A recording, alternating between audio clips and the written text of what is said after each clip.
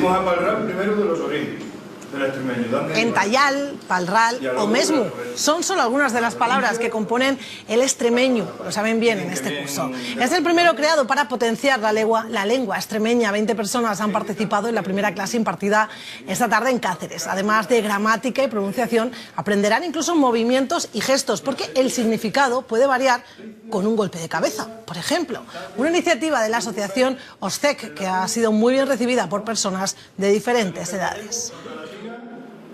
Pasa ayer.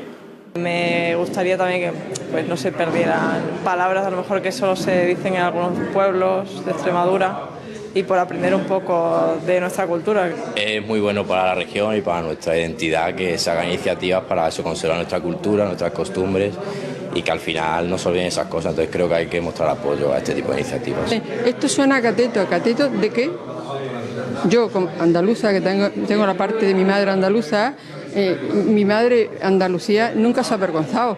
Yo estoy en Cataluña, que me he criado de joven, y los catalanes han seguido para adelante. Entonces, ¿el pueblo extremeño qué pasa? ¿Que no tiene derecho? El extremeño es una lengua en peligro de extinción.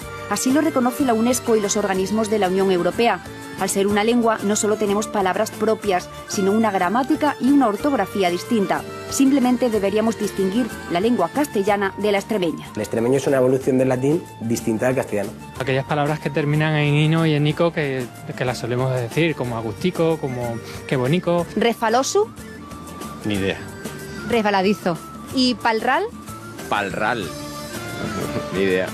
Conversar. Precisamente el castellano o español toma palabras del extremeño como condurar y por eso la RAE pone en la definición EXT del extremeño, palabra que para nosotros es condural, acabado en L.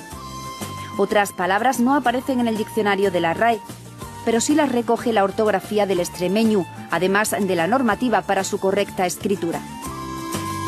Por ser una lengua, podemos tener publicada la Wikipedia en extremeño. Incluso tenemos sonidos que compartimos con el inglés, que no tiene el castellano. No es vedino, ni es vecino. Aquí se dice vedino, codina. Es el mismo sonido que el C o el DAT del inglés. Donde más se ha conservado el extremeño es en localidades como Serradilla, Garrovillas, Malpartida de Cáceres, Orellana. Lo que nos falta es reconocer nuestra singularidad y riqueza cultural.